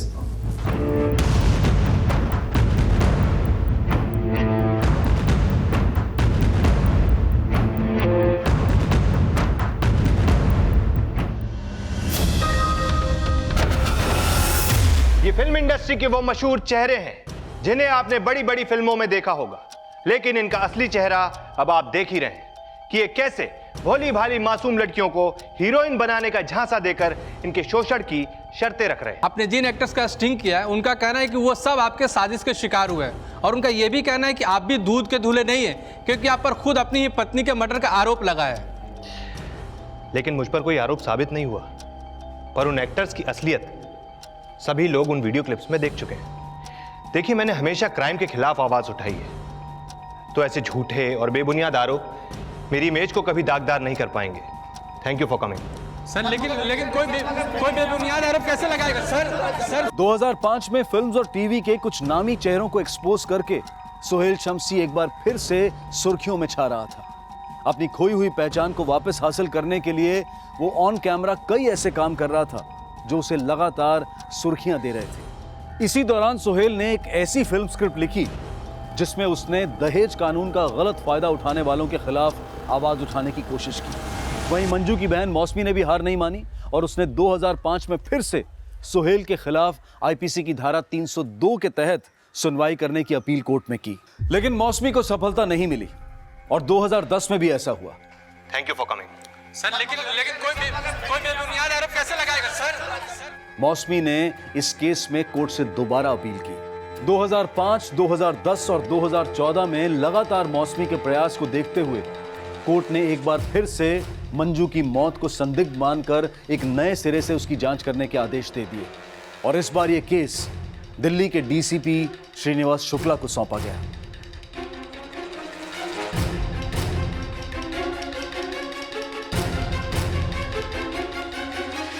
Sir, Manju की पोस्टमार्टम एग्जामिन करने वाले 3 डॉक्टर्स में से 2 का यह मानना था कि उसकी इंजरी सेल्फ सस्टेन्ड थी, लेकिन एक डॉक्टर का यह कहना भी था कि उसके ऊपर किसी ने वार किया था।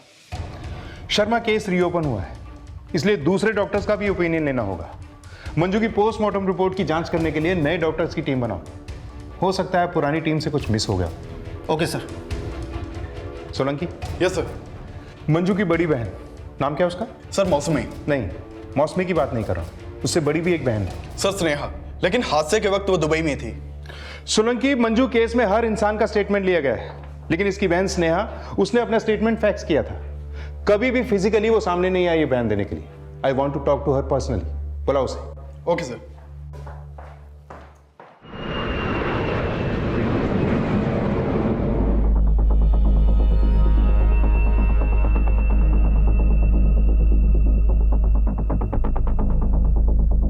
सर, इस केस के बारे में मुझे वही सब मालूम है जो मौसमी ने मुझे बताया।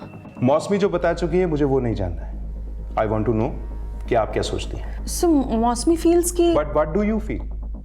फेब 2000 में आपने एक स्टेटमेंट फैक्स की थी जिसमें आपने माना कि आपको नहीं लगता कि मंजू की संदिग्ध मौत में सोहेल का हाथ है। जी सर। क्या आप अब भी अपने बयान पे कायम हैं? No sir. तो क्या आपको यह लगता है कि मंजू के मर्डर में सोहेल का हाथ है? I don't know sir. DCP Srinivas Shukla ने केस के हर एंगल को एक नए दृष्टिकोण से इन्वेस्टिगेट किया, लेकिन सोहेल पर लगे दहेज उत्पीड़न के आरोपों के साथ साथ ये पॉइंट भी अब तक संदेशपद था कि क्या मंजू सोहेल से वाकई डिवोर्स चाहती थी। और इसकी पुष्टि इस बार मंजू के भाई प्रवीण ने डीसीपी को दिए अपने बयान में की। सर, मंजू ने 1995 या फिर 1996 में सोहेल को डिवोर्स देने का फैसला कर लिया था। इनफैक्ट वो तो यूके मेरे पास आ गई थी, लेकिन तब सोहेल ने उसको कन्विंस किया और उसको वापस इंडिया में ले आया था। मतलब दोनों का रिलेशन काफी टाइम से खराब चल रहा था। लेकिन सर, एक दूसरे से शादी करने का फैसला इनका खुद का था और हस्बैंड वाइफ के बीच में अनबनी तो होती ही रहती है। सोहेल की नीयत को लेकर हमें कभी कोई शक नहीं था। मंजू की संदिग्ध मौत होने के बाद भी? हाँ सर, पापा को भी यही लगता था। सोहेल का ब्रेकडाउन देखने के बाद हमने उस पर कभी कोई शक नहीं किया। हाँ, मौसमी को इतने साल यही लगता रहा कि सोहेल ने मंजू का मर्डर किया है। तो क्या मतलब अब तुम्हें भी ये लगता है कि सोहेल ने ही मंजू का मर्डर किया है? I don't know sir, I have no clue. माना कि इस नाइफ पर सोहेल के फिंगरप्रिंट्स नहीं थे, इस नाइफ से मंजू ने खुद पे वार किया था, तो इस पर मंजू के फिंगरप्रिंट्स तो होने चाहिए थे। लेकिन फॉरेंसिक रिपोर्ट के मुताबिक इस नाइफ पर किसी के भी फिंगरप्रिंट्स नहीं मिले। सर, सोहेल ने बयान दिया था कि मंजू ने पिस्टल से अपने आप को मारने की कोशिश की थी, लेकिन उस पिस्टल के ऊपर भी मंजू के फिंगरप्रिंट्स नहीं मिले थे।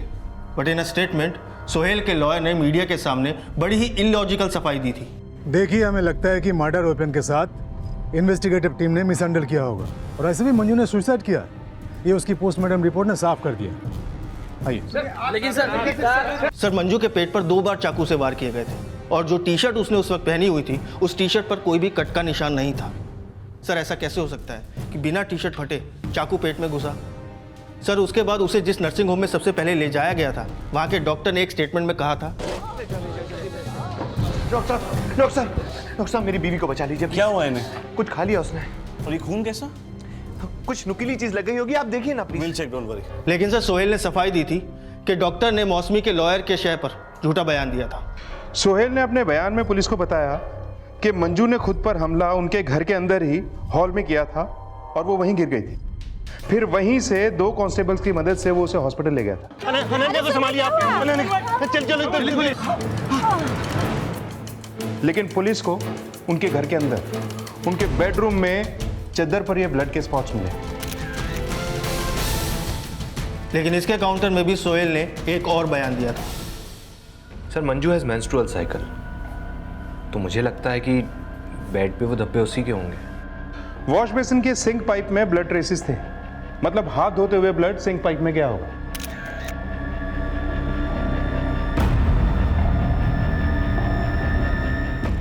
सर पिछली इन्वेस्टिगेशन टीम ने अपनी क्लोजर रिपोर्ट शायद पोस्टमार्टम रिपोर्ट के बेसिस पे तैयार की, इसलिए ये माना गया कि मंजू ने सुसाइड किया।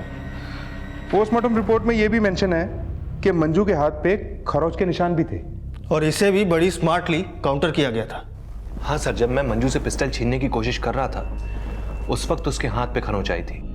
अगर पिस्टल को लेके छीना झपटी हुई थी तो पिस्टल पर किसी की उंगलियों के निशान तो होने चाहिए थे, लेकिन पिस्टल पर दोनों में से किसी के भी उंगलियों के निशान नहीं थे। नई पोस्टमार्टम रिपोर्ट का इंतजार करते हैं, उसी से सब क्लियर होगा।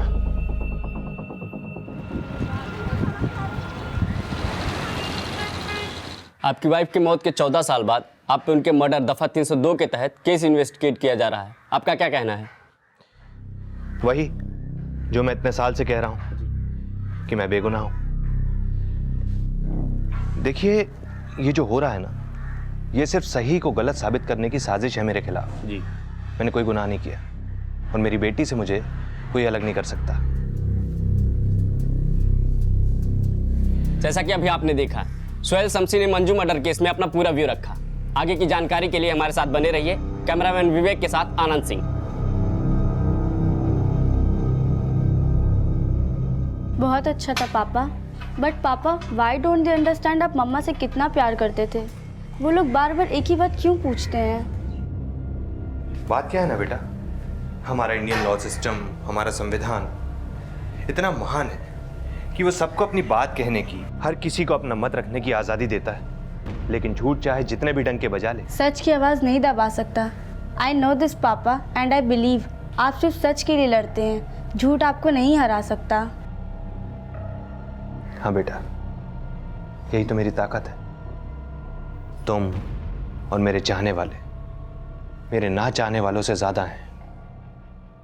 सर मैंने बार बार कहा है कि सोहेल ने ही मंजू का मर्डर किया है एंड दिस इज ट्रू। चलिए मान लेते हैं कि सोहेल ने ही मर्डर किया है, लेकिन इतने सालों में भी ये प्रूव क्यों नहीं हुआ? और आपको क्या लगता है मंजू के मर्डर की वजह क्या है? कि सोहेल ने उससे दहेज मांगा था? सर इसके अलावा भी एक और मोटिव था सोहेल के पास और उसी को लेकर मैं आपसे मिलने आई हूँ। सर सोहेल की पूरी जिंदगी झूठ पर टिकी है। उसने यूके में फॉर्ज डिग्री के बेसिस पर जॉब की थी। सर ये उसका नकली पासपोर्ट, उसने वहाँ लोन लिया था और उसका क्रेडिट कार्ड भी था। ही वॉज डिफॉल्टर देयर और वो वहाँ गबन करके इंडिया वापस चला आया था। ये एविडेंस हम नेक्स्ट हियरिंग में कोर्ट के सामने रखने वाले हैं। सर मुझे पूरा यकीन है मंजू उसकी ये फ्रॉड इमेज दुनिया के सामने लाना चाहती थी, इसीलिए उसने मंजू का मर्डर किया। सर मंजू की पोस्टमार्टम रिपोर्ट को जिन 5 डॉक्टरों की टीम एग्जामिन कर रही थी उनमें से 3 का ये मानना है कि उसकी इंजरी सेल्फ सस्टेन्ड नहीं है, बल्कि उसका मर्डर हुआ था।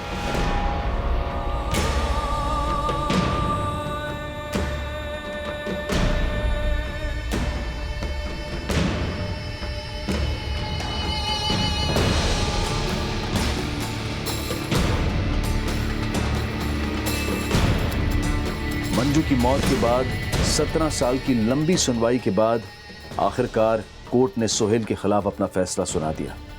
Suhail Shamshi is not only a fraud, बल्कि उसने अपनी वाइफ मंजू शमशी को हमेशा फिजिकल और मेंटल टॉर्चर किया। पब्लिक की नज़र में सुहेल शमशी ने हमेशा अपनी इमेज कानून की रक्षा करने वालों की बनानी चाहिए, लेकिन खुद अपनी पत्नी की हत्या कर उसे सुसाइड साबित करने के लिए कोर्ट को गुमराह किया। This court finds him guilty under IPC section 302 sir मैं क्या मैं बेगुनाह हूं, मैंने मंजू को नहीं मारा। I challenge the verdict in high court. I challenge the verdict. I challenge the verdict. I am innocent. I am innocent. Sir court ने क्या फैसला सुना आपके? मैंने कुछ गुनाह नहीं किया, कुछ गलत नहीं किया। सर सुनिए तो। I challenge the verdict in high courts. I challenge the verdict. I am innocent.